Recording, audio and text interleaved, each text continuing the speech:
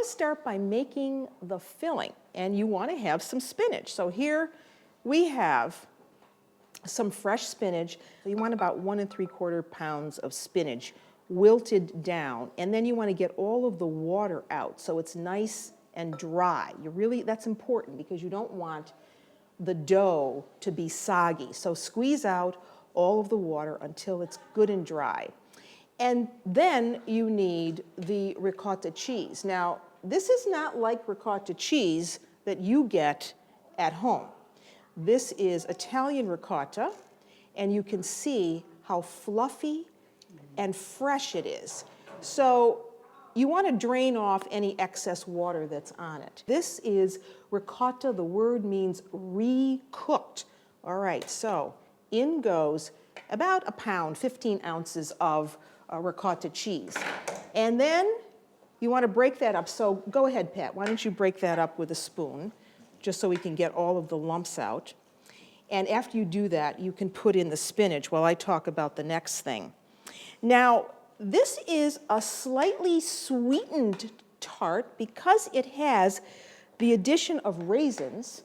And here we have just a 1/4 cup of raisins. You can use dark raisins or white raisins if you want to, that we soaked in some water. You want to get them plumped up a little bit, okay? So plump them up in water, and then you can drain off that water, and you see how nice and soft they are.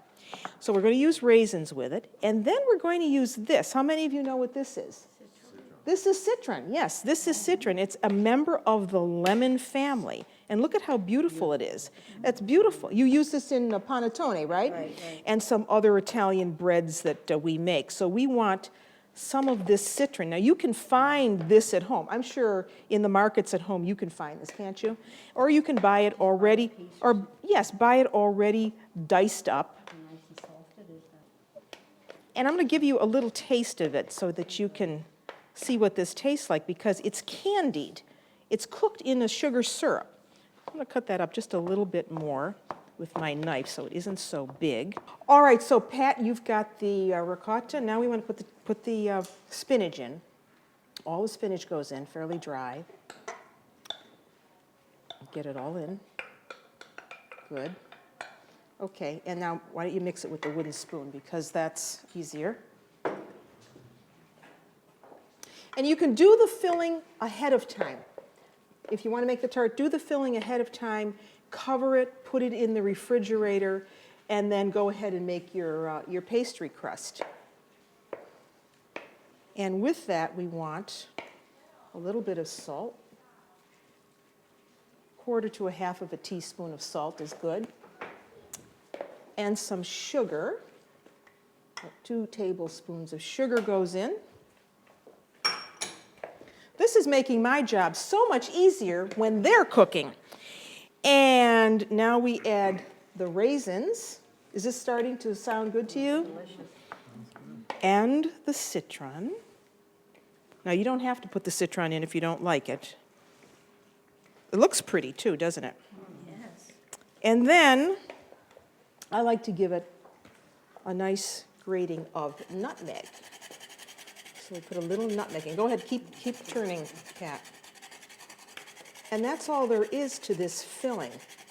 So you see how dry it is, and that's how it has to stay. So you want this to be cold. Now that's cold. So we want to start with our flour.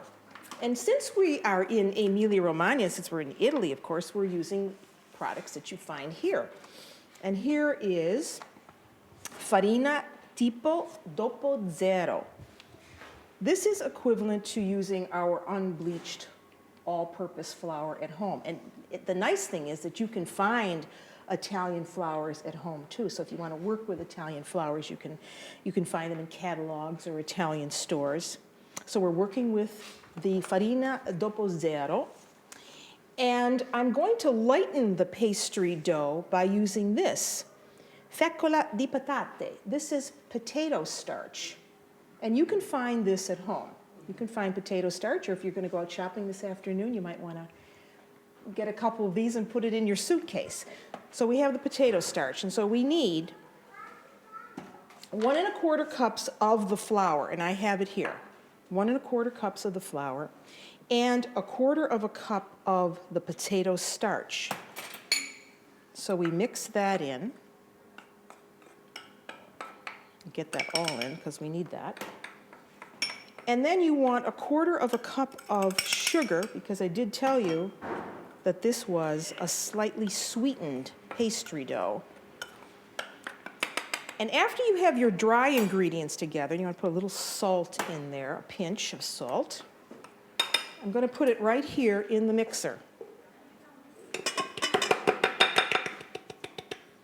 Okay. And now we want to cut in the butter. So we have 4 tablespoons of unsalted butter, and I hope you know that all butter in Italy is unsalted, okay? So we're going to put that in, and that's cold. And now,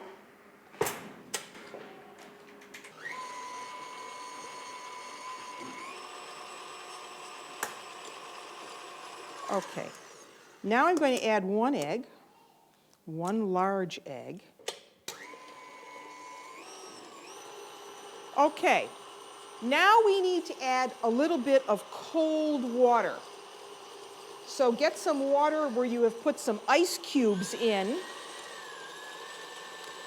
And you want to add about 2 tablespoons. Now again, this is all in the hands. This is all in the feel. I'm going to add 1 tablespoon to begin with. Now I'm going to stop this, and I'm going to feel it with my hands. I don't want to add too much water. All this depends on the size of the egg. How are we going to get this piece of dough into this pan? You're going to fold it in quarters? Okay, good idea. Do you do it over the fire? You do it how you do it. So let's show them how you do it. I do like this. All right, good. Pick it up. Get it in the pan. Oops.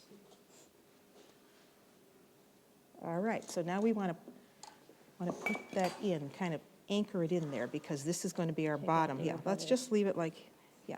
We need a little bit here left. Yeah. Let me help you with this. Hold the bowl.